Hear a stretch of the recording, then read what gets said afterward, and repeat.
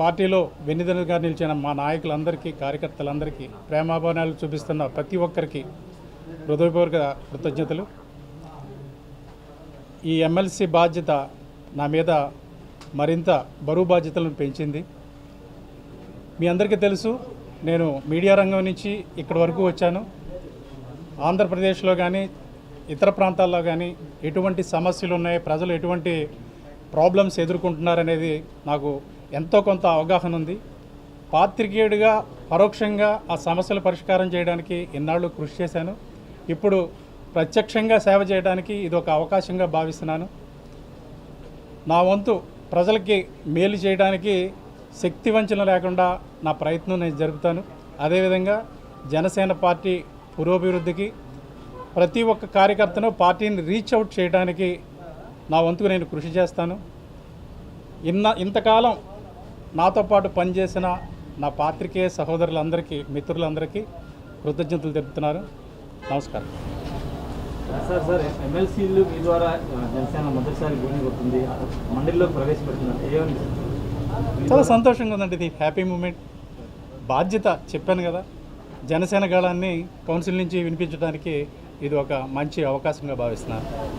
కౌన్సిల్లో చాలా అర్థవంతమైన చర్చలు జరుగుతాయని, ఇక్కడ అసెంబ్లీకి వచ్చి కొంచెం ఆవేశంగా చర్చలు జరుగుతాయి, అక్కడ అర్థవంతమైన చర్చలు జరుగుతాయి. అసెంబ్లీకి బ్రేక్ డౌన్ వేస్తూ ఉంటుంది కౌన్సిల్. మీ పాత్ర ఎలా ఉంటుంది? మీకు నేను చెప్పాను, పాత్రికేయుడిగా నేను చాలా కాలంగా ఈ డిబేట్స్ ఇవన్నీ అబ్జర్వ్ చేస్తున్నాను. ఈ డిబేట్స్ ఎలా జరుగుతాయి, కంటెంట్ ఎలా ప్రిపేర్ అవుతారు, ఏం మాట్లాడాలి, ఏం మాట్లాడకూడదు, సభ్య ప్రపంచానికి మనం ఏం అందజేయాలి, ఇవన్నిటి మీద అవగాహన ఉంది. కాబట్టి సభ్యత అసభ్యత తావు లేకుండా ఒక సంస్కారవంతమైన డిబేట్స్ జరిగే విధంగా నా వంతు ప్రయత్నం నేను చేస్తాను.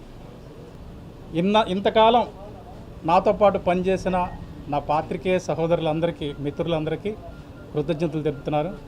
నమస్కారం. సార్ ఎమ్మెల్సీలు మీ ద్వారా జనసేన మొదటిసారి భూమి కొడుతుంది, మండలిలో ప్రవేశపెడుతున్నారు. చాలా సంతోషంగా ఉందండి. ఇది హ్యాపీ మూమెంట్. బాధ్యత చెప్పాను కదా, జనసేన గాళాన్ని కౌన్సిల్ నుంచి వినిపించడానికి ఇది ఒక మంచి అవకాశంగా భావిస్తున్నాను. కౌన్సిల్లో చాలా అర్థవంతమైన చర్చలు జరుగుతాయని, ఇక్కడ అసెంబ్లీకి వచ్చి కొంచెం ఆవేశంగా చర్చలు జరుగుతాయి, అక్కడ అర్థవంతమైన చర్చలు జరుగుతాయి. అసెంబ్లీకి బ్రేక్ డౌన్ వేస్తూ ఉంటుంది కౌన్సిల్. మీ పాత్ర ఎలా ఉంటుంది? మీకు నేను చెప్పాను, పాత్రికేయుడిగా నేను చాలా కాలంగా ఈ డిబేట్స్ ఇవన్నీ అబ్జర్వ్ చేస్తున్నాను. ఈ డిబేట్స్ ఎలా జరుగుతాయి, కంటెంట్ ఎలా ప్రిపేర్ అవుతారు, ఏం మాట్లాడాలి, ఏం మాట్లాడకూడదు, సభ్య ప్రపంచానికి మనం ఏం అందజేయాలి, ఇవన్నిటి మీద అవగాహన ఉంది. కాబట్టి సభ్యత